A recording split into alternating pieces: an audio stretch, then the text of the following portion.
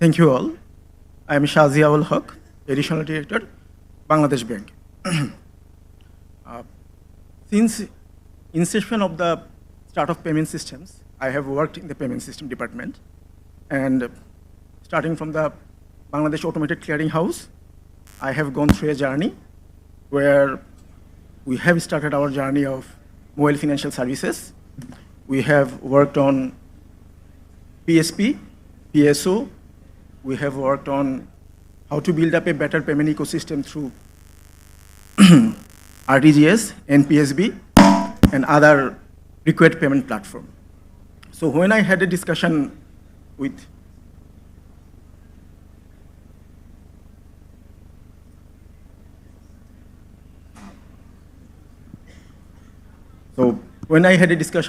the arrangers, we were talking about in which issue we will focus today. The majority of our discussion among the panelists and along with the market, we have come to conclusion that we have to sort out what kind of problem we are having in the market, what is the experience of central bank, all these 15 years of payment systems in Bangladesh, and why we believe that this is the right time to invest. In Bangladesh, we actually work in 4 segments. We have bank to give the financial services in a formal way. We have NBFI, basically for lease and finance. We have NGOMFI. NGOMFI is a good, successful journey started in the late 70s, and we have seen that our population, especially rural population and the women, highly empowered through those NGOMFI. Later, we have seen that the successful journey of mobile financial services. There is a demand of person-to-person transactions, and we have seen that it is rightly met. The figure of 20 million account is really something we can take pride. Even after that, in our economy, 47% of our population needs financial inclusion. You can say it in a negative way, all those hard works, why 47% remain unattended. You can take it in a positive way. Still you have the opportunity to touch the life of 47%. We also have a MSME credit gap of 2.8 billion. This is a good figure, and it is growing day by day. I believe in coming years, the gap will be more if we don't address the issue in a right way. Our population is 170 million plus, and the benefit which we are talking during the discussion, that 2 of the benefits we can see straightforward. One is our market. It's a huge market with tech-savvy population. We have demographic dividend for a long period of time. We also say that our people are very adaptive. Our people start to do the transactions, start the things in a very faster manner. Their mobile-first attitude always help us to introduce new things. Another important agenda is we are having a growth of 6% GDP. Question may be raised whether it is the right figure or wrong, but it's the figure we have till now. So we are expecting that Bangladesh will be $1 trillion economy by 2030. For the sake of all the questions raised in last few months, even if it is not 2030, it will not be after 2035. The opportunity is there. So we are saying that all those needs will not be met by someone who do the transaction in a formal way. We are saying that if the regulations is not extended to reach the last mile of the population, we will not be able to reach all the people, and we will not be able to make the economy $3 trillion. In this perspective, we are seeing that Fintech is the ultimate game changer. It has the scope of reaching people in a fast manner, can include them like anything, can provide specific customer-centric need products, and most importantly, it has the opportunity of doing transaction faster than anyone else. So Fintech can change the game like anything. I had an issue with dry throat, so sometimes I will drink water, sorry for that. So considering that, we are thinking that the last two things, most important one is transparency and clarity. We are lacking that for a long period of time. We believe if every transaction is digital, not only the end users, not only the rural people, all the transactions happening in Bangladesh will be accountable. All transactions, all financial and non-financial transactions should be done in a proper way, in a digital way. That's why fintechs are so important in our country. If we can make sure that all the money are counted, we will see significant change in the counting of black money. The economy, by default, will be more vibrant. And the second point, we are thinking that access to credit is something very important. With the successful implementation of mobile financial services, we say that access to payment more or less easier now. We just need to build the rail. But access to credit is still a big way to go. So we believe that if we can implement fintech successfully, access to credit will be reached.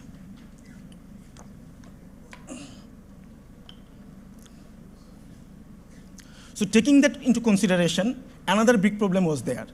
When we started working with the fintech in 2010, the question raised whether Bangladesh Bank has the right kind of legal infrastructure to support all the changes which fintech bringing in the market. So we take help of the Bangladesh Bank Order 1972, where it is clearly stipulated that to build up a secure and efficient payment systems in country, Bangladesh Bank can do it. But still there were some challenges because there are some other rules which were not totally in line with this agreement. We also have implemented Bangladesh Payment and Settlement System Regulation 2014 to make sure that PSP and PSO license are properly given. Last of all, last year, we have implemented enactment of Bangladesh Payment and Settlement System Regulations. We believe that empowered Bangladesh Bank were demanded from the market for a long period of time. So legal support is now there. So what we have found till now, market has opportunity. We have seen that there are demand from the end users, and legal side is already set. So altogether, I'm saying that Bangladesh Bank is really want to build up a payment ecosystem, really want to make the fintech market more vibrant. What actually Bangladesh Bank is doing? So Bangladesh Bank is actually in discussion with the fintech market like anything. I can assure you that who are in the market, they will know payment system department is working with the market, something different like other department of Bangladesh Bank. In the case of fintech, we are working more like a facilitator, more like a partner. We are always in discussion with the market, always trying to help, and always trying to resolve the problem that arise from various issues. So there is an approach, learning by doing. You can see, in our case, when we implemented mobile financial services in 2010, there was only a guideline. Later in 2019, we come up with the regulations, and another regulation in 2022, which actually clearly shows that with the experience, we are changing the models. And with the implementation of Payment Systems Act, we are hoping that you will see significant changes in this ground.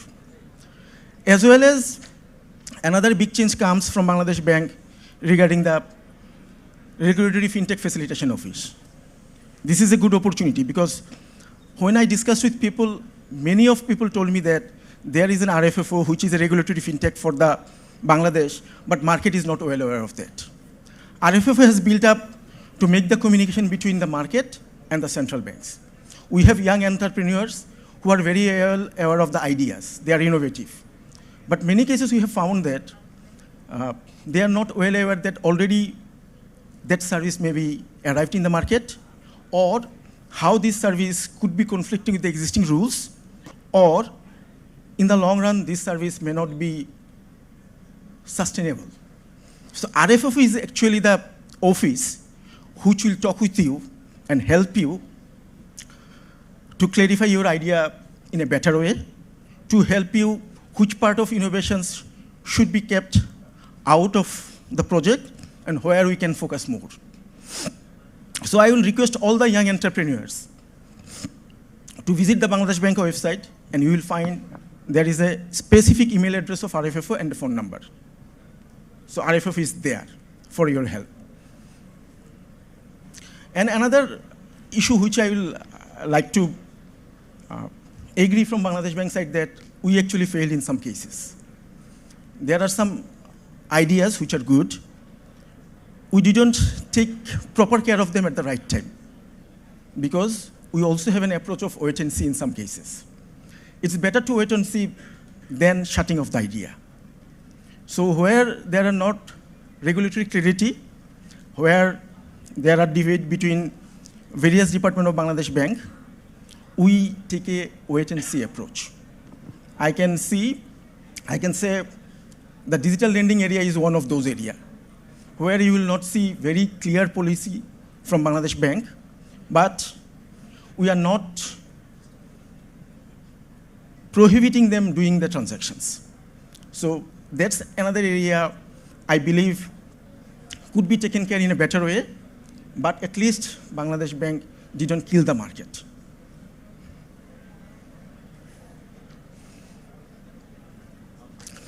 And altogether, all these approaches actually working well till now.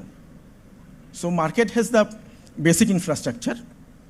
It's time for Bangladesh Bank to look forward what can be done to accommodate the market better.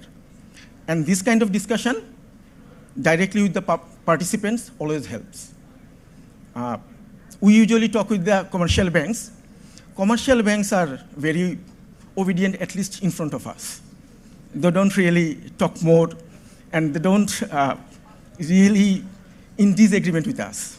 However, we also have talked with the successful fintech providers or who are trying to be successful and licensed by Bangladesh Bank. They are a bit more open, but here I am seeing many faces whom I didn't see any time in my life. We want to hear them. So this kind of opportunity, actually, there are question and answer session, we'll get an idea what the market needs. And I believe that Bangladesh Bank is open to that. That's the message we are trying to convey, not only to the fintech providers, also to the investors, also to other regulators. We are actually very open, and we want to work together.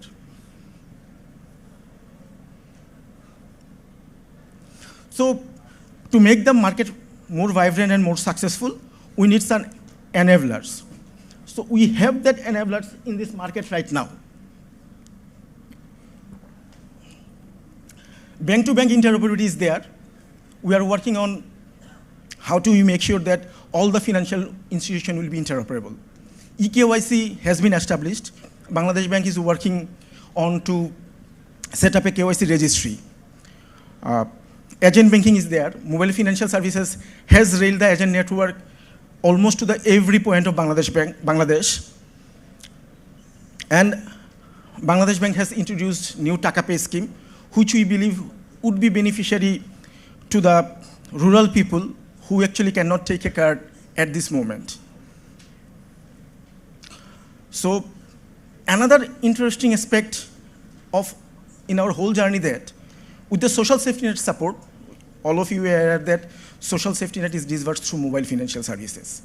So every people in Bangladesh in the rural area who took some kind of benefit in the social safety net has an experience of e-money. They know how e-money works. They know how MFS works. So we don't need to work so much to make the market aware about the fintech. The problem is when they get the fund through e-money, they have to cash it out. So a woman living in the rural area got 2,000 taka, but she has to cash it out because she cannot buy anything with this. She cannot pay school fees with it. And that's the area where we need to work. We need to make sure that that e-money will be as good as the taka we are having in the pocket. And if we want to do that, fintech is the only solution. Commercial bank, with due respect, the representative of commercial bank there, will not go there. Only fintech has the ability to reaching those customers And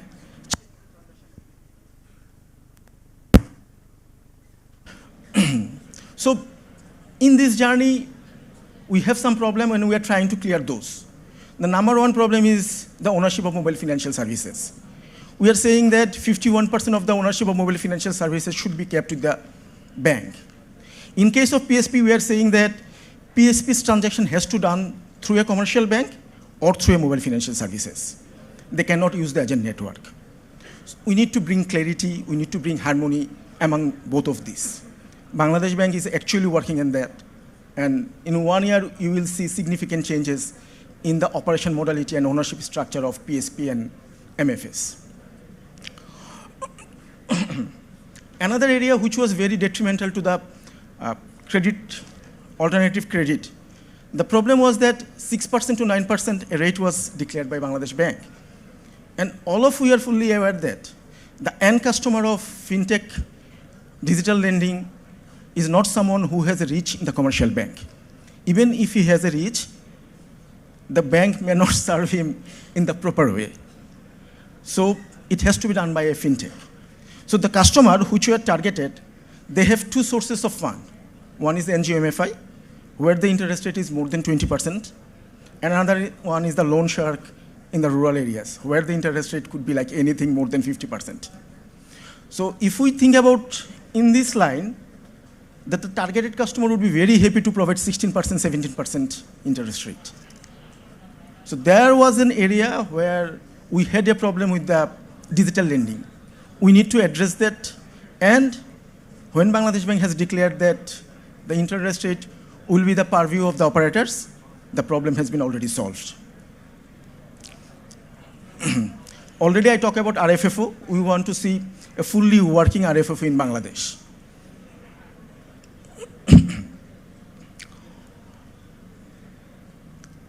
Whenever we have opened up in the market, actually, we also face some problem. The basic reason why Bangladesh Bank is a bit reluctant in introducing new ideas. Any operator who is bringing a new idea in the market, the regulator is well aware where this match with the requirement of the regulators. But the product, the impact of the product, the risk of the product, the opportunity of the product, of course, the provider knows better than anyone else. So when you are coming to Bangladesh Bank, we would request you to give us a full picture. Give us to know what is the elephant, not a part of the elephant. In past, we have seen that we have got some idea which seems very good to us. We gave permission, but that didn't work because we have given permission for a certain part of the elephant. Doing this kind of thing actually not good for you and not good for us also. When we work in Bangladesh Bank, of course we have to go through a channel of authority. And you can guess, higher it goes, they are more aware of the beauty of fintech. So if I sell an idea to them and later he found that this idea was not good or this idea has problems, and to resolve problems, now we need something more changes in the regulations, that doesn't good for me. For the next time when I come up with a new idea, it would become difficult for me to convince him to give permission about that idea. So I would request all of you, when you come to us, provide the full picture. And if there is a full picture, we can come up helping with you how this picture could be a better one. There are more critical areas like MDR. Merchant discount rate is something which is very crucial to ensure the less case Bangladesh. A fuchka wala, if you ask him to provide 15% VAT from his sale of 100 taka, you will never be able to bring him in the fintech market and the digital payment. So we need to take care of that. Some sort of subsidy, some sort of benefit has to be provided at the start of the project. The discount in the VAT, the discount in the MDR also. So government has to think about how can government provide incentive to them and how can we work on that. We also talk about interoperability for a long period of time. The inherent problem of the interoperability is the difference in cost of fund. All of you are aware that mobile financial services cash out is charge-free, which means that when a fund is coming from the bank, when a fund coming from PSP, and when a fund coming from MFS, it is not the same cost. So when a fund going from MFS to a commercial bank, MFS wants to make sure the charge they have bear for the cash-in should be recovered. So from where to recover? From the bank or from the end user? That's one of the critical area we need to address in any kind of interoperative platform. And one of the reasons why our interoperative platforms, in case of fintech to bank, bank to fintech, is not working that well.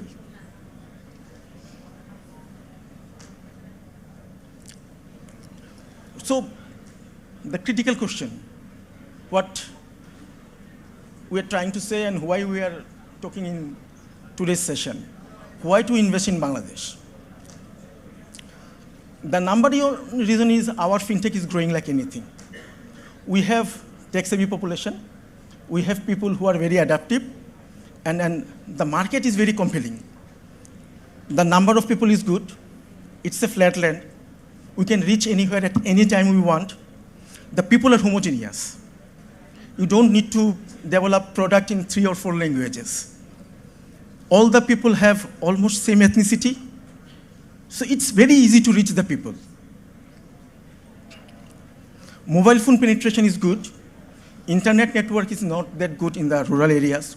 Bangladesh Bank is in consultation with BTRC. And you know BTRC is really working hard nowadays to make sure that internet network distributed throughout the country would be better. And digital literacy is not that bad in Bangladesh right now. As I have mentioned, government did a wonderful job by providing social safety net to all the end users, and all of them are fully aware how to use an app, how to take the benefit of mobile financial services. Second one is ecosystem is getting a momentum. We are talking here today regarding this issue. We will talk more in coming days. All the supporting rules, regulations are in place. It's the right time to take a leap over the system. And all the institutions related to fintech, Bangladesh Bank, ICT Ministry, Startup Bangladesh, all are working so hard together. So is there any kind of problem we are ready to solve? Whether it is from fintech, whether it is from the investors. You will get a response from the regulators faster than you believe, actually. And most importantly, return of investment. From my experience, I can assure you that most probably ROI in Bangladesh is higher than any market throughout the world. You will not get this kind of ROI among this kind of customer segment so quick in any of the market. So market is actually right. This is the right time to invest in Bangladesh at this moment. One of the important areas is remittance. We have seen that almost 7.88 billion US dollar is transferring through informal channel. If any fintech come up with a solution regarding remittance, it will get popularity like anything. 80% small bank has access to formal finance, but actually, though they have the account, they are not taking the benefit. And those accounts, in many cases, are not good enough to provide the documents required by the commercial bank. And commercial banks is not as fast as we want. In case of any loan to the farmer, timing is very important. They want a specific loan for buying seed. It has a window of 15 days. They want to buy something for insect killer. It has a time frame of 10 days. And we have found that if we provide the money all together at the start, they are not used to this good amount of fund. In many cases, they actually spend it. They are in demand, and when they need something after 3 months, they don't have the money. So in case of farmers, we need to develop a system where we will provide the fund immediately when it is required, not before, not after. CMSE credit gap, 2.8 billion, and CMSE is one of the thriving sector in Bangladesh. So the products are not really at the mature level. There are some good prospectus products which need to be taken care, which need nurture. And Bangladesh Bank, along with the investors has wide experience of investing throughout the world. They have the experience of investing similar kind of market. So we are actually requesting investor not only to provide fund. We are actually investing investors to give us idea also. In some cases, what kind of regulatory changes is required. Bangladesh Bank is open. We can talk with the investors in this regard also. And last point, already we have 500 plus fintech startup, majority still at early stage and undercapitalized. When I'm entering the session, I was looking at the faces and I found that most of them are very young, which means they're enthusiastic, they're full of idea. And I didn't see many of the faces a bit older, which means the people who have money is not here. Investor is the bridge maker. So to support those young men with the money and with the advice, investor can take the benefit. So I believe I have another talk with one of the panelists, and I asked, do you think this is the right time? So, and why people will invest in Bangladesh? I raised the same question to him. So as per him, our market is going to the same trajectory as India. What India had a few years before, now we are standing at that position. As well as he mentioned, a few of the investment are at the maturity level from the capital investors. So they need a new market. And as I have mentioned, Bangladesh Bank is going through a paradigm shift. We are seeing changes in top political leaders. We are seeing changes in management level. We are seeing changes in the attitude of the people.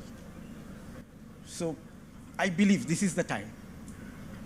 And everything has a right time to hit. If we don't hit it at the right time, it may not be as beneficiary as it could be. So I believe strongly that for the investors, this 9 months to 1 year period is the right time to tap in our market.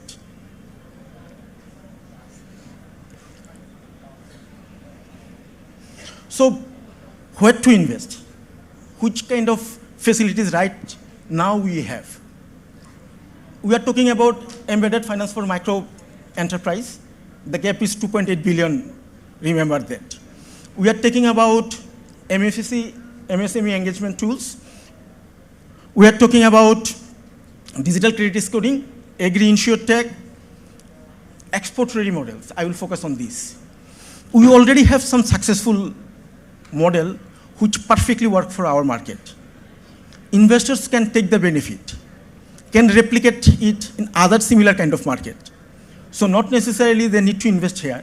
They can come up with a partnership, can focus on similar kind of market, and Bangladesh can export their successful models. So altogether, we need a strong collaboration between regulators, financial institutions, fintech, investors, academia, and all the stakeholders to work together and work in a positive way. Let's be respectful to all. Let's be the competitor. Let's make sure that we will get profit without hurting others.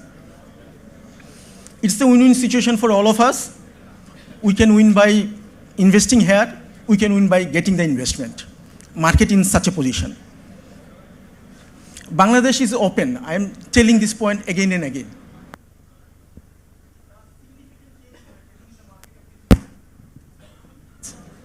Now we talk everything in black and white. So, before conclusion, I will share you another experience of mine. It was early days of mobile financial services. I went to a rural place, find a woman who is actually doing the financial transactions. As far as I know, the woman was not literate. So she cannot know what is 1, 2, 3, even in Bangla, let alone in English. But she can do a financial transactions. So that's the beauty of a convenience. That's the beauty if you can rightly meet the needs of the people. When you can do it, they will come about many of the prerequisites which we think are impossible.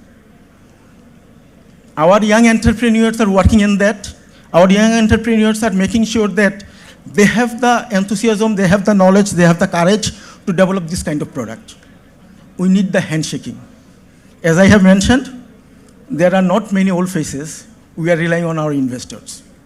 So I am requesting our investors to be our partner in unlocking the potential of fintech and be game changer to build an inclusive, innovative, and thriving fintech ecosystem in Bangladesh.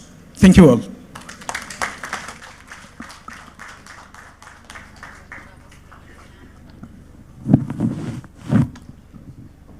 Now I would like to invite Fahad Ifaz, CEO and Chairman of the Board, iFarmer, to be the moderator for the upcoming panel discussion. So my name is Fahad. Fahad Ifaz. I'm the co-founder and CEO of iFarmer, which everyone knows as an agriculture company, an agri-tech company. But we also have a very interesting fintech model that we have been piloting since day one. And one of the reasons I think, so usually people sees me in the agri-tech sessions. The reason I wanted to join the fintech session is because me as a founder, when we started in 2019, honestly, we didn't know where to go. Right? Where do we get licensed? Do we even need licenses? What do we do? Are we compliant? Are we non-compliant? People told me that, well, crowdfunding in this country is outright illegal, right? You will be considered as a multi-level marketing company, a fraud, whatnot. Now, me and my co-founder, we went with the approach that let's ask for forgiveness instead of asking for permission. Because if we keep asking for permission, we'll keep circling around and we'll not get anything off the ground. But for the first 2 years, when we started, honestly, we felt like pirates, right? We were neither here nor there. But we knew what we wanted to do, gladly, gradually. Banks, central bank, everyone else, probably started believing in us. Now, of course, we work very closely with the mainstream market players, including the regulator. But I don't really think that fintech founders in Bangladesh should go through that journey where your priority should be building the product, not really trying to figure out, are you legal, are you illegal, is this compliant, is this non-compliant? Because that takes a lot of time and energy. So today, we'll try to talk about this stuff. And so without further ado, I'll start calling my dear panelists who have come across, not just from Bangladesh. So we just didn't want to keep a Bangladesh perspective. We want to also give a global perspective, as well as a regional perspective as well. So I'll start with Shahadat Bhai. He's the CEO of TallyKhata. So big round of applause for Shahadat Bhai. He has been a veteran. I was talking to him, and I think he's been pushing this, regulatory compliance and all whatnot for some years now. Thank you, Shahadat Bhai, for joining us. We have Mr. Sohail Sadiq. So he is someone who has worked very closely with the PayPal mafia. I don't know, he doesn't want to talk about that. But also, last night I learned that he is an international cricketer as well. And he played in European cricket. So we have and now he's building a fintech company which is AI-based, and he's based out of Singapore. So I'm sure he'll talk a bit about that as well. We have Karol Karpinski. He's a senior financial services expert from the World Bank. So he is coming, from across the globe to join us here to again bring a different perspective to how we can do this. Khalid Bhai, of course, he's the Chief Digital Officer at Mutual Trust Bank, and yeah, I knew him before he was a banker, right? And I usually don't consider him as a banker, but he's a banker, probably a different kind of banker that we would really love to hear from. Of course, Zia Bhai, and Zia Bhai, if you please want to join us as well. Zia Bhai gave the he gave the keynote speech, but he's also involved in the panel, and hopefully we have a few questions for Zia Bhai as well. Last but not the least, I'd want to welcome a very surprising, surprise, because usually I've been doing startup events in Dhaka for some time, and there's a common thing that we hear, that there's a mismatch between industry and academia, right?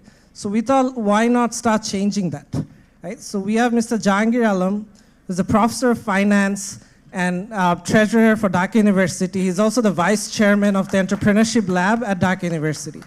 So thank you, sir, for joining us.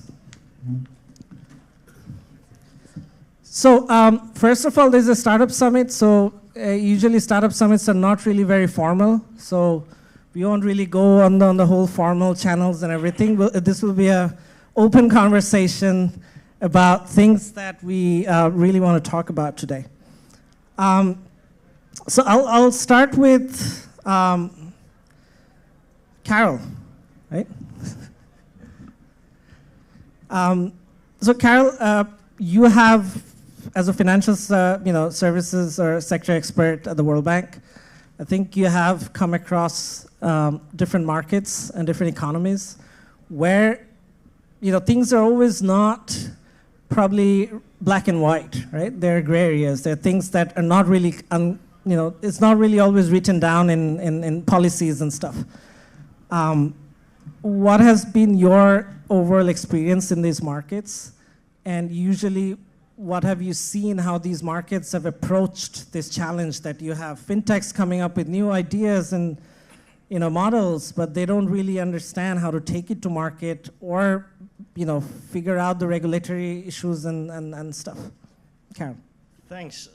This is a great question. So I guess you kind of have to pick the golden middle, the Goldilocks approach, if you will. So you can't really under-regulate, you can't over-regulate. So to give you an example, I just came from a country where the two biggest BNPL, buy now, pay later companies operate under MFI licenses because the local regulator did not think that BNPL is something that really needs any regulatory scaffolding. And that creates a lot of issues for everybody involved because MFIs have requirements that have nothing to do with the sort of risks that you have in consumer credit, which BNPL is. And I think that it creates a lot of deadweight loss for the market. But on the same, on the other angle, you do have, so that's clearly an issue of under-regulation. But you also do have situations like, let's say, in India, it gets postponed again and again, but there's this idea that the regulator or NPCI in this instance should actually mandate market share caps for individual payment apps. That, personally speaking to me, is an over-the-top approach in the other direction. You're not the central planner. So you have to find that golden middle. And I think based on Zia's keynote,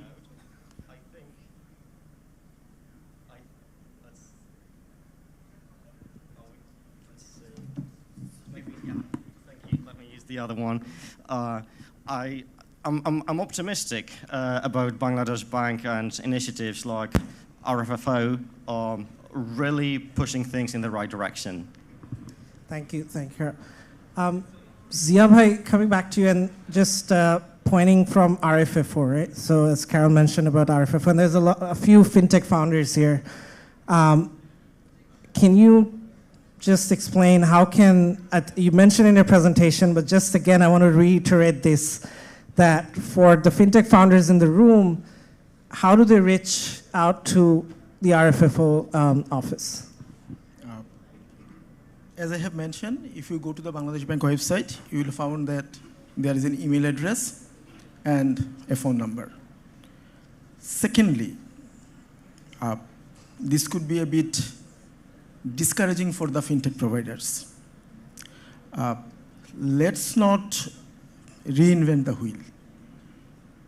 In case of wallet P2P service, I believe the market is in a good shape. So when you are working with the product, try to diversify. Come up with new product. When I first met Fahad, he was talking about the digital lending for the farmer. That was a new idea. So from RFFO, we highly encourage to come up with new ideas. Like the project we are doing, we talk about digital lending, we talk about invoice financing. The example I have given about the elephant has actually come from invoice financing. So first, when we prepare the guideline and give the permission, later we found that there are many issues which are unresolved. As it was unresolved, the model was not working. And we need to change many areas to make the model successful. Once a regulation is prepared, once a guideline is prepared from central bank, it is really difficult to again change it. So what we want, let's work together, give us a full picture. Even you say us, what are the risks? We will try to help you. How this problem could be resolved. And if you tell me the half picture, getting a permission, and if it didn't work, more effort of yours actually wasted than mine. I actually work a few days with the papers, have some meetings, but it is your livelihood. We don't want to see your wholehearted effort is getting failure just because 20% of the scenario was not discussed. So I will request, come to RFFO, give us a full picture, and come up with new ideas. Thank you, Zia. I hope fintech founders here, if you have questions and regarding RFFO, please do get in touch with Zia Bhai. Coming to Sohail Bhai, right? So, can you share a bit about Oplane and what you're building now? And because AI is something that we hear about a lot, but I think our financial services are still trying to understand how to adopt AI into our platforms, into our different applications and stuff. So a quick intro to what you're building at Oplane would be great. Thanks, Fahad Bhai, and appreciate the invite here. It's my privilege. It's my first time in Dhaka, Bangladesh, actually. So I always wanted to come here, but great to be here. So a quick background on myself. I've been in payments and data for 20 years now in fintech. I was 12 years in PayPal and more than 6 years in Fractal Analytics, which is now a unicorn based in India. Currently, I'm building an AI platform, as Fahad Bhai referred to. It sounds great from outside, but the ones who are building it, we know what pain we are going through. One is it's not easy. Second is our product is for banks. And you just have to be ready for a very long and arduous sales cycle with banks. It's not easy, right? You have to, especially in our case, we are accessing sensitive data from banks, right? And accessing that and building a software or a product in today's world is not easy. However, the way things are changing in terms of, I think you would have seen what DeepSeek did or in the entire LLM and SLM area.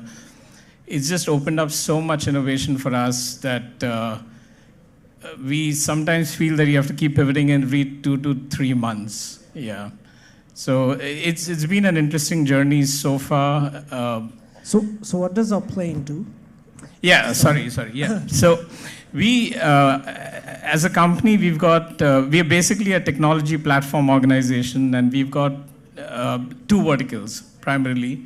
One focuses on telecom 5G connectivity solutions, and that's one of my partners overseeing that. What I'm overseeing is building an AI platform for fintechs and banks. And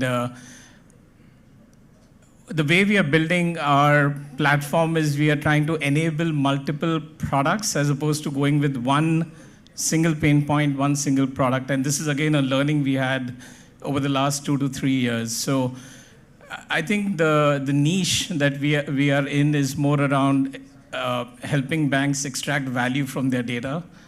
And we are doing this on the back of a Gen AI platform. So, yeah. Thank you, Sulbhai. And just a quick question around, because you said you work with banks. Almost all fintechs here, we work with banks, right? Whether we have to or we need to, however we want to look at it, but we do end up working with banks. I'll come to Khalid Bhai here, he's smiling, but to you, how do you approach this? How do you approach financial institutions and banks? Because even if it's in Singapore, they're still it's a very closely guarded thing. Right? So how do you approach this?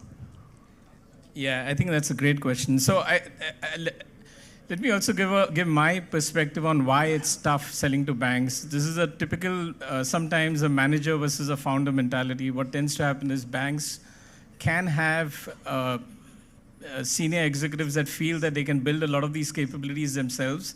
In reality, it's not efficient. They know that it's probably not profitable, but I think they look at it from sometimes a 3 to 5 year horizon.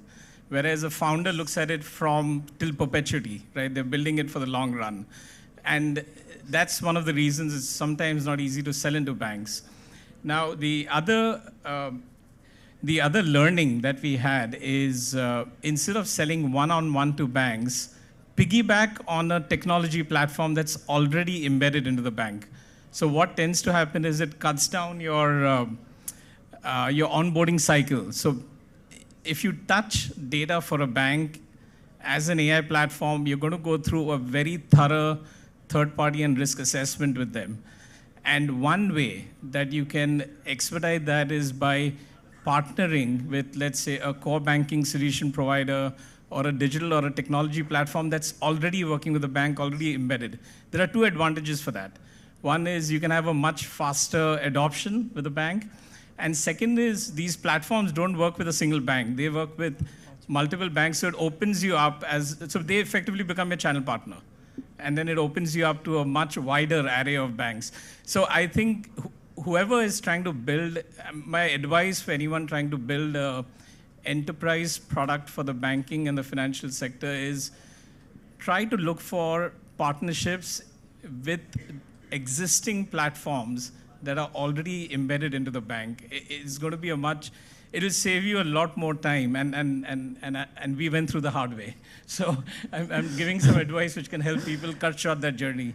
So thank you so much. And so from banks, Khalid Bhai, right?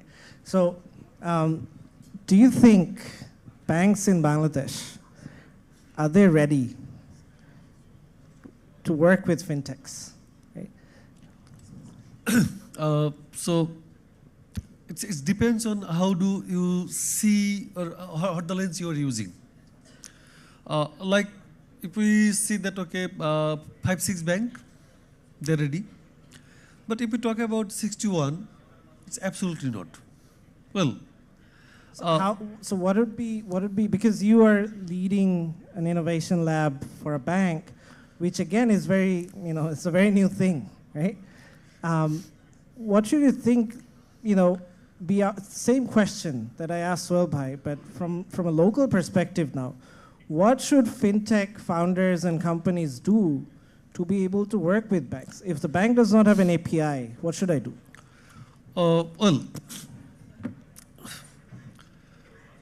The first thing, we should change the approach that bank is not a bad word. It was also my perception, bank or banker is a bad word. No, with all due respect, I never said that fintech is a bad word. Fintech is an absolutely good word. It's a very good word. So how do we collab? How do we work together? Number one, can we keep the commitment? Do we actually deliver? Well, I'm giving one example. 3 years back, there was a summit like from a brand from somewhere else. So one of the very key important person of the country introduced me with someone that, okay, hey, this man is building something based on the AI. And I was eager to get it. I hanker after him for 1.5 years to get a demo. Every time, but I am busy with my IP. I am having IP from Japan. I am having IP from Germany. What the hell I will do with the IP, man? Is the world of open source? Open API is open for all. DeepSeek has developed their best platform using this ChatGPT code. And now you are asking me for the IP, and I have to wait whenever you complete the all IP of your world, and then I will have the agreement with you. So if it is a commitment that you hire a lobbyist to be introduced to me, and it takes you 2 years to get back with a demo, and you call yourself a startup, then how can I work with you with that pace? Okay, but if you leave this one aside, then the other side, right, who are actually building something, right? How can they approach a bank and be integrated with your services or your platforms and be able to deliver at scale? So, Fahad bhai, so far in this room, I know many of the person, and I'm sure everyone has some interaction with Mutual Trust Bank or my previous organization. So, how do we work? Maybe most of the bank doesn't follow it. Number one, fundamental difference in between digital and IT. Most of the people, you will say, eventually, with all due respect, in Bangladesh Bank, all circular, they will mention that, okay, there has to be a post called CTO. It's a sheet. Sorry to say, I have been in London just 2 weeks back. I have not seen any CTO. Now, the CTO is called Chief Technology Operating Officer. Or Chief Technology is part of operation. It's absolutely part of operation. As because whenever we talk about the IT, they always think about the hardware, about the server, about the network. Not about the partner, not about the business. So not about they don't understand the difference between vendor and partner. A fintech is not a vendor. Fintech is a partner. So that is very important thing to understand, that I am not dealing with a vendor. I am not asking him that, okay, you are my vendor, you give me this thing. He is my partner, I have to show the respect, I have to believe on him. There may have some challenge, we have to overcome it working together. No, agreed. I think the first time we even met with Mutual Trust Bank, and my comment to your managing director was that we are not a vendor just to distribute loans, right? Because the product is not ready. You don't have it ready. We are still evolving. So let's work as partners. And the risk is the partners, the reward is also the partners. Because if it's a vendor and supplier relationship, then the risk is always with the vendors, right? As a bank, you're not taking any risk. You basically try to de-risk yourself as much as possible. So yeah, I think that's a great approach. Khatbe, I'll come back to you. Shahadat bhai, right? So you have been in this fintech space for some time, right? So I think you had Sure Cash, now you're leading TallyKhata. I can give you this one. So as a fintech founder, right?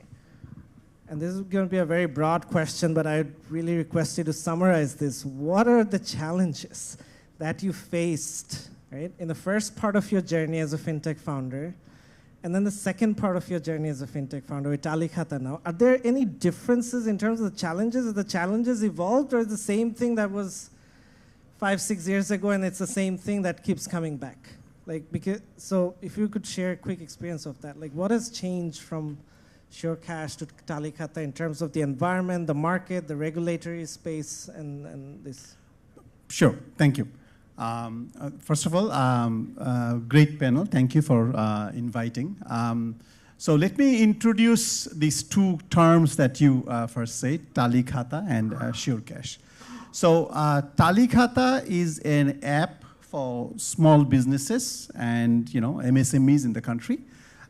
This is a basic bookkeeping plus digital payments app.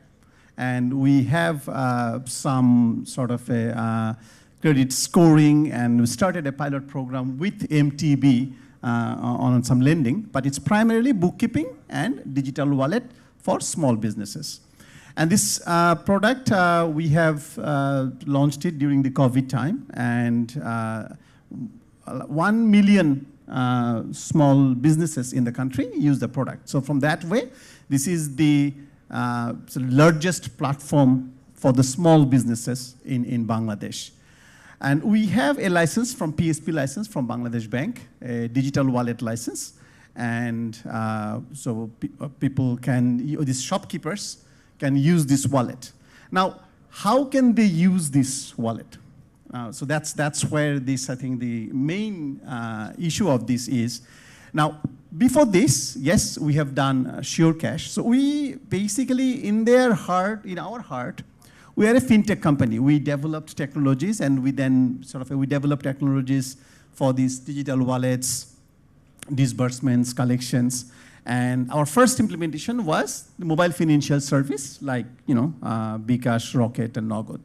And we have done SureCash.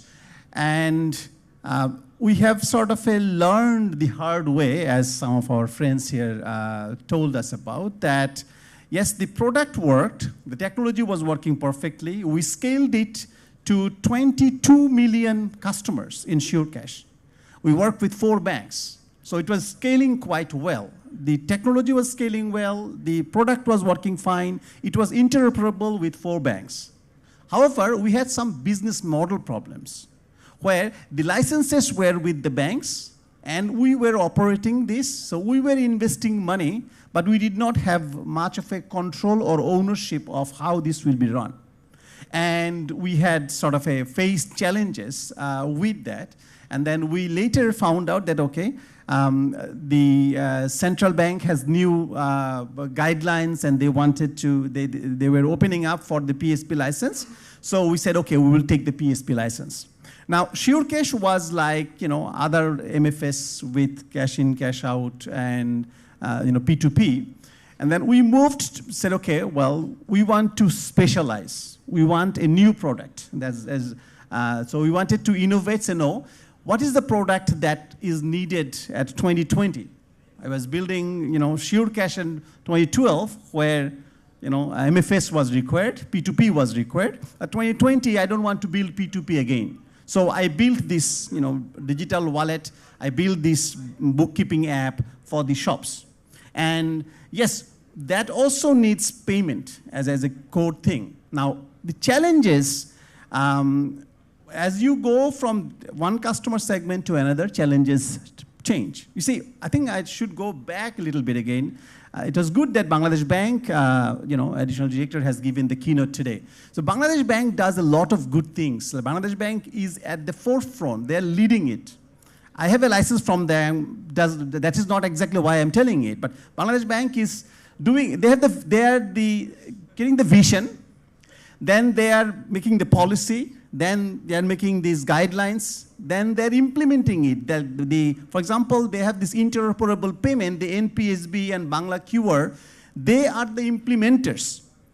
And they have to do this implementation, and now implementation is there. Now they have to talk to the banks and the MFS and the PSPs. So now use it. Please use it.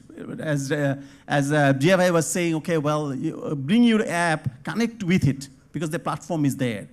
So it's good, it's commendable that Bangladesh Bank is doing a lot of things. But also, some of our challenges are Bangladesh banks. They are the reasons why we did not grow.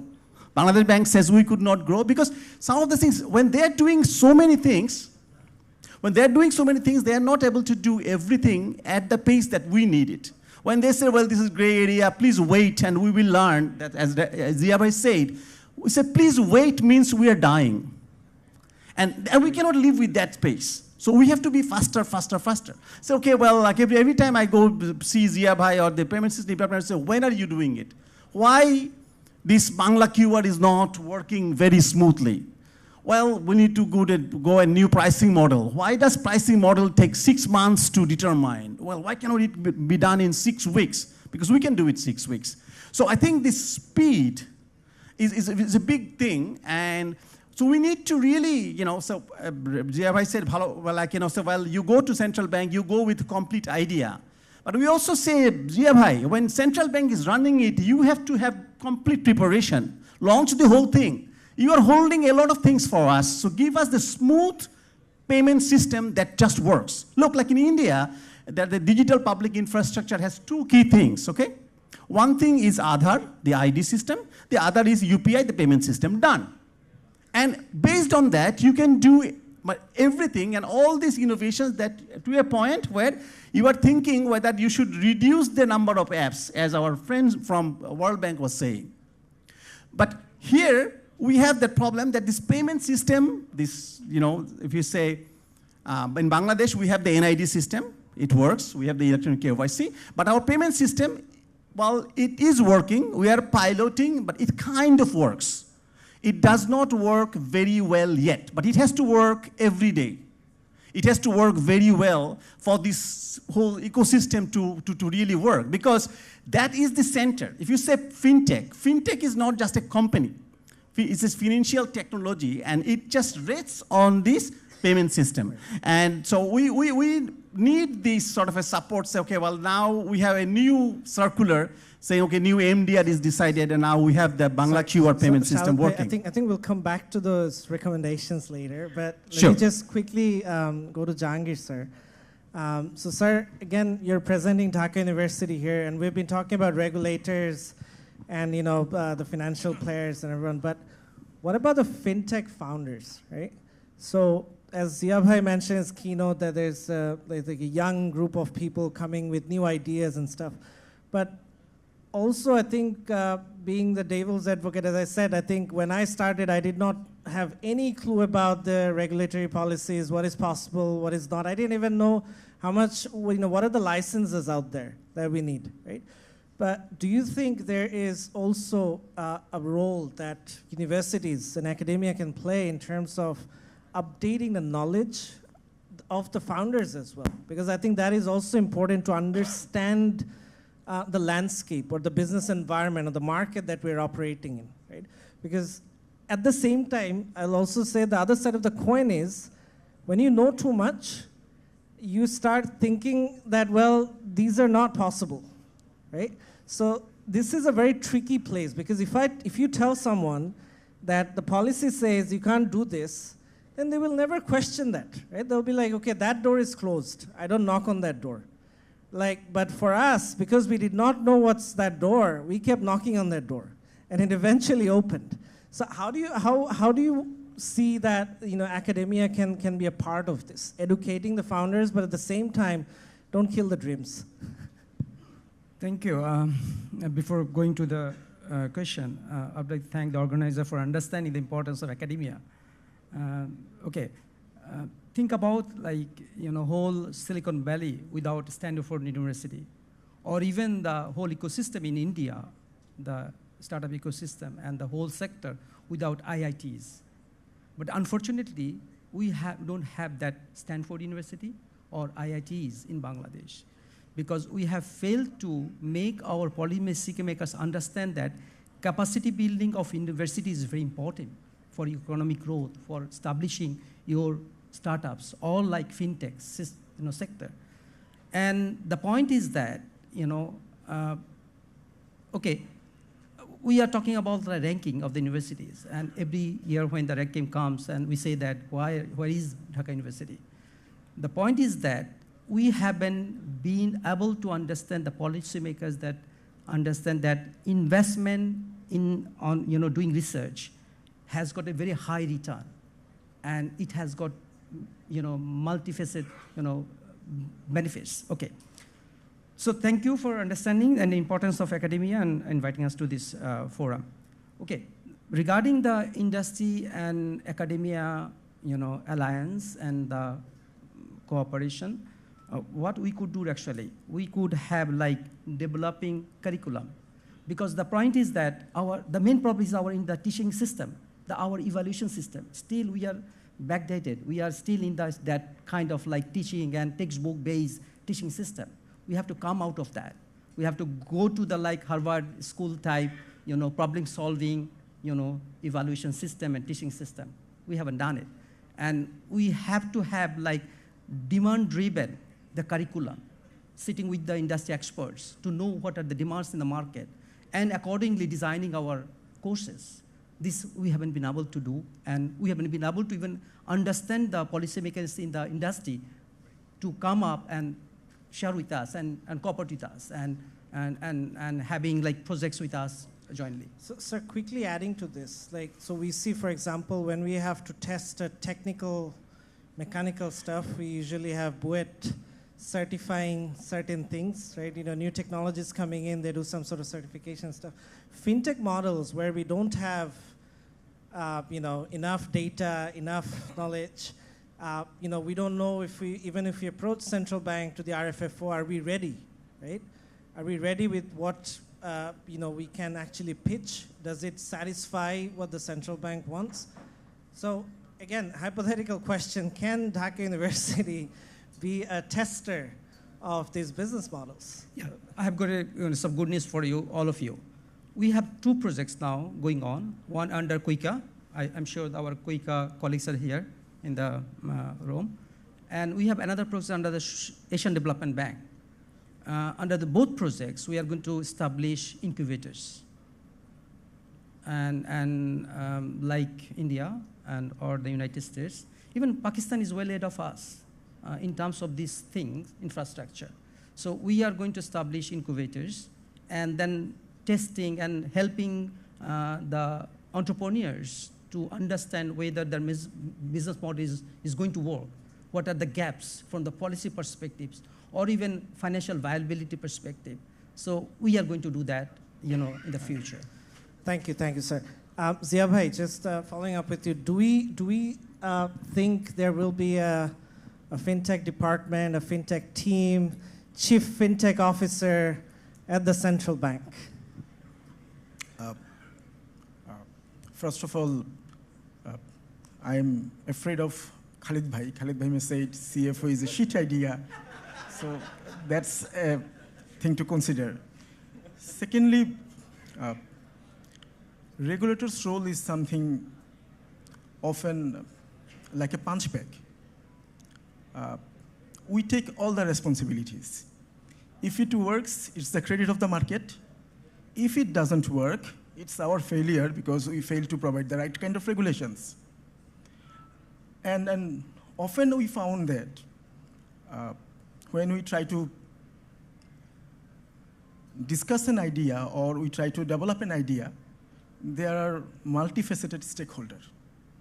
And when we talk about something like fintech market, we have banks, we have MFS, we have PSPs, we have PSOs. By default, the interest of all the segments will not be the same. So we always standing in between. And when we are trying to give an idea to the pitch to the market stakeholders has different buying power. That another area we has to deal with. Buying power not necessarily means they are politically powerful or they are influential. Buying power means what amount of market share the organization has. What kind of regulatory arbitrage that particular institutions can create.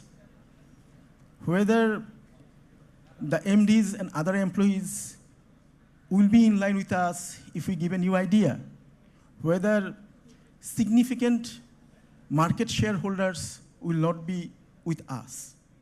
I can give a small example about the Bangla QR. So when we have started implementing Bangla QR, the first problem we have come up with uses of apps. If you want to do a Bangla QR transactions, you have to have an app. So in our market, we have found that mobile financial services has significant traction regarding the app. And there is a solid reason. If you do a transaction through app, means you are not using any agent point.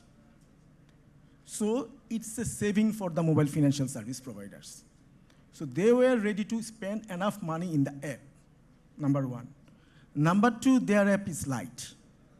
The transaction amount is very limited. They don't need to very well aware about the security. Number three, with every transaction, they are saving something, so they can offer something to the customer. So to make it popular, they also spend a lot. Now come to the commercial bank. In case of commercial bank, you can take any amount of money through these apps. So by default, it needs to be more secure. It will not be as light as the app of a mobile financial service. We hope to see a fintech. I'm coming to that point.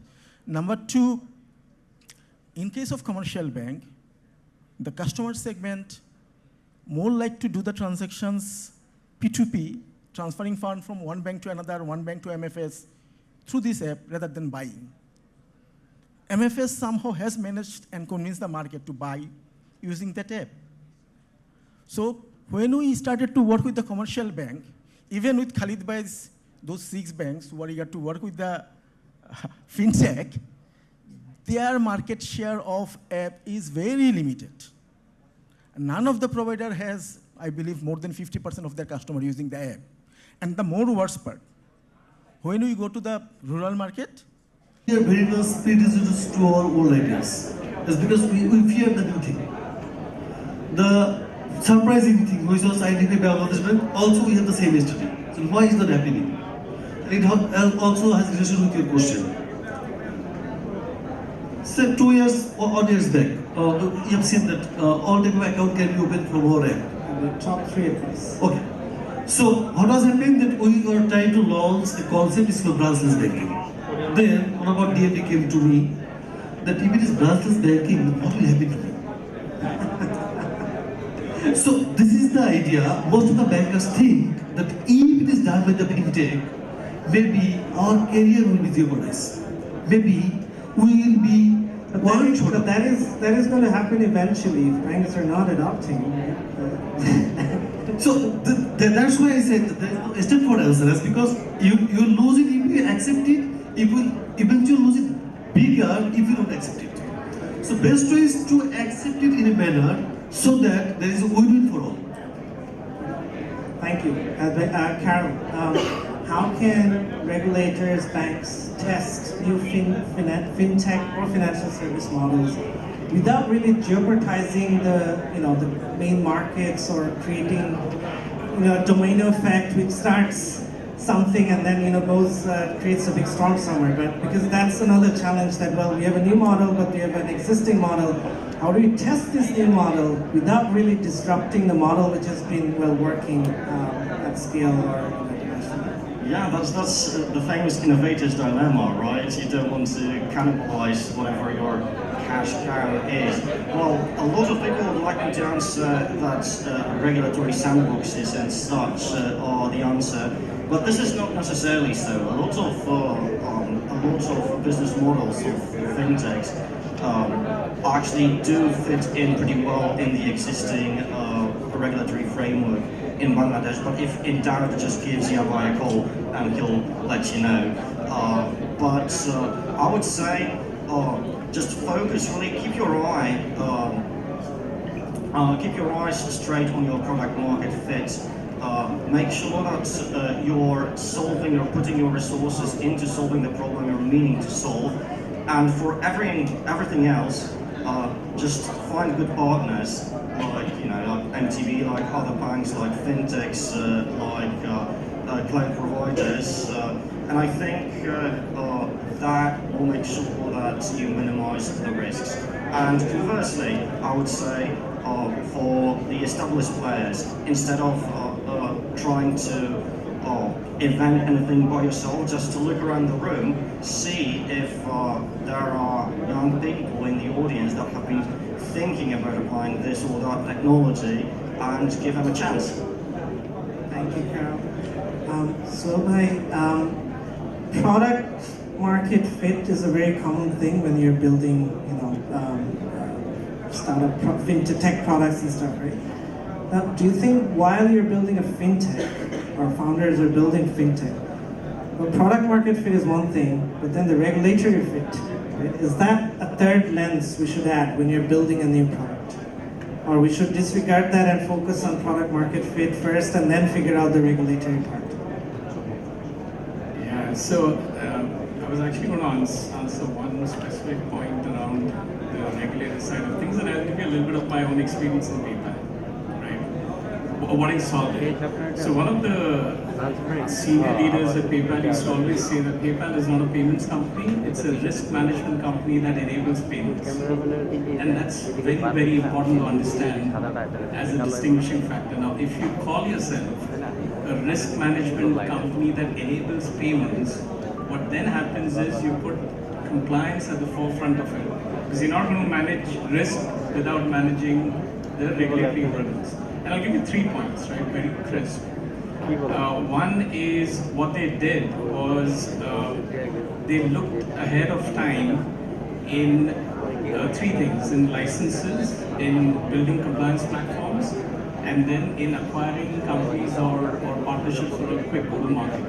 So if you look at, I'll give you an example. So I was in Luxembourg for 6 years running the data organization there, and this was the time when GDPR was coming into force. And PayPal had compliance, security, risk platforms, and there was nothing around privacy. So what we built was not a privacy solution for Europe, but we built a privacy platform for global, because we knew next is going to be California, CCPA, next is going to be Thailand data protection law, and so on and so forth. Second example is PayPal got a banking license in Luxembourg, on the back of which they issued credit. And that working capital for small merchants, they crossed 30 billion recently, right? Now, if they didn't think of that license ahead, it was not possible to give working capital to small merchants, and that was a hugely successful product. And then you've seen acquisitions in iZettle in Sweden or GoPay in China. So I think the regulatory lens, you have to take it by the horns, especially if you're building a company around risk. And to your product market policy fit question, just one point, one interesting thing I read, which is more of a Gen Z lingo, TDLR, which is a long read, and I just basically skipped it. So there was an interesting perspective there. It basically said that if you're a young fintech founder, go and find your most vulnerable point between product, market, and policy, and attack that first. So if your product gets into the hairy areas of the regulation, address that challenge first. Or if your product is not solving a pain point, kill it and immediately pivot. Or if you're in the wrong market, just get out of the market and go somewhere else. So I think the bottom line is just go and pick your most vulnerable spot in the PMD fit and address that before you jump on the others. I think that's a great point. And thank you so much. Shahadat bhai, same question to you as well, right? Product versus market versus regulation, right? How do we approach this? Your top 3 advice for fintech founders here? Sure. Okay, so I think one way to look at this is like when you say product market fit, the regulator is part of the market, right? So one way to look at this, if you say in a market there are roads, and if you don't have roads, you have boats, and then you deal with it. So the infrastructure is in part of the market, and when we are doing policy, that's one part regulator does. The other part regulator is doing is they are providing the infrastructure. Like in Bangladesh, the NPSB payment infrastructure is being used for the QR payments, Bangla QR. So now we are talking about that, is that infrastructure ready? So that way, it is definitely part of the market. So yes, so you have to look at the product environment fit or product market fit that way, and look at the whole thing, whether whatever you are building, is this market going to kind of be ready for it. But it's not always possible that the market will be completely ready, because then maybe you are too late. But the question is whether the market will be ready. Now, for the recommendation or the things that we desire for that is on the same line. So you see, thank you very much, Bangladesh Bank. The Bangladesh Bank has sort of come up with these different licenses, like PSP license, PSO licenses. But see, since they cannot have cash in, cash out, it is essential for them to have proper money flow mechanism. Proper instant digital payment platform is necessary. There is no other way. Now, we have heard, okay, well, they're building it, and we know that if the earlier political regime had sort of their reasons, and they have stopped this whole interoperable payment. Yeah, Shahad, let's not finish go to that. Let me finish, because it's very important. So they have stopped it for 6 years. Now there is no political regime like that. Now our expectation from central bank is very high. So yes, you had excuses earlier, but you don't have excuses today. So please get these things done in a way that it works. Like it's just basically, we want a basic instant digital payment working, period. But your advice for founders, right? That how do we navigate product market fit versus regulatory fit, right? Well, so you have to, when you are doing fintech, there are many ways of doing fintech. Like see, so a good part of fintech, we're talking about digital payments because a lot of the fintech comes back to digital payments. Of course, there are many other fintech sides that we did not talk about. Okay, I can sell AI technology to a bank today that did not require payments. I could do sort of a technology solutions, that are kind of a, that's loan management system that doesn't fit there. I said that would be a thing, if I just hire a lobbyist that will convince our friend to accept that, and it has to work. I will do a demo next day, but if it works, then now I know that it will be taken. So advice one would be the technology needs to work. Yeah, so basically... Not, just to be clear, not to hire a lobbyist. That's not advice one. The advice one is the technology needs to work. And hire a lobbyist. Okay, Two. okay. Okay, actually, this is a very influential market. If you are talking to the large banks, you have to know how you entered that. So if you don't know how to enter that market, then hire Fahim Masroor, and he will help you doing, or somebody. So I think Perhaps we need a lobbying as a service platform. Yes, or actually World Bank may also work very well for you. Okay, so number one. Number two, I think from the central bank point of view, I think I heard many times, Zia-Bhai said we are open for fintech. We need to be more than that. We should say we encourage fintech, we support fintech, we appreciate fintech. Because you see, whatever language central bank is using, banks are listening. And as Zia-Bhai said, banks are very compliant to what central bank says. So their position should be more inviting. So, for example, for digital credit, they should encourage and appreciate digital credit. So there's a circular from central bank where they say end-to-end digital credit. But I work with a bank, they say we still need ink signatures. How do you do ink signatures and end-to-end digital credit? So Shahad, the second point would be that should founders knock central bank? Like knock on their door? Like we don't.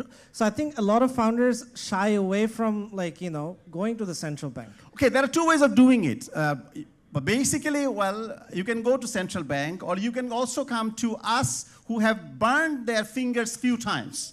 Or we can go to the banks, and they will also tell you these advices. Shahad, the last point. The last point. Last point, I come back to your idea of this fintech officer, chief fintech officer. I want chief fintech officer in central bank. Or if the payment system department 1 is fintech office, please rename it to the fintech office of Bangladesh Bank. Fintech is not a payments only. Fintech is very cross-cutting. Across central bank, across all banks, and across NBFIs, across all the payment systems operators, across all consumers. All right. So to give the mindset that yes, we really mean business, we like fintech, change the department. And then also I like the Khalid Bhai idea in the bank, if each bank should have a chief fintech officer. So that way our mindset will change. And then say fintech is not a bad word. And then fintech is something that we really encourage, appreciate, and that is the, as Zia-Bhai said, game changer for the future. Thank you. So thank you, everyone. I think we had a very diverse, panelists from different parts and representing different stakeholders. They will be here for some time. Catch them, ask them questions if you have anything that you want to learn. But thank you again, everyone, for coming to this FinTech session. Unfortunately, we're running out of time. Don't really have the option to go for the Q&A sessions. But again, you'll find the speakers around this place. Please reach out, talk to them, and engage with them as you can. Thank you. Zia-Ul-Haque, please.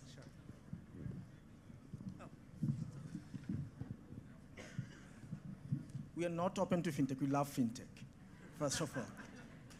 Second, the most important thing, why Payment System Division 1 is working for the fintechs. There is a popular concern that there should be a fintech department. To be honest, that will hurt fintech.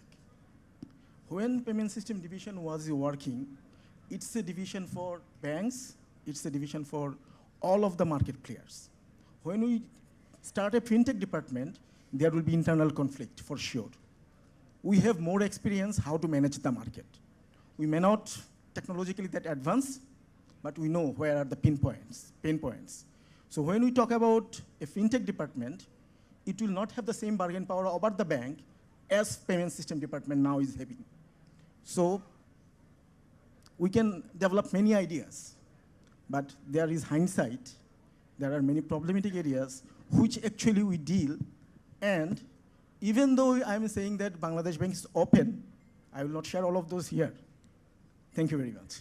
Thank you, Zia-Ul-Haque. Thank you so much. Finally, before finishing, I would like to request the whole sector to consider academia as one of the important stakeholders and collaborating with us. And I'm sure, I can guarantee you that rate of return is very high and helping us doing research and studying the market. And unfortunately, when I was doing research before coming to this session, I was trying to get some data from the net. It was not available. Nothing is there.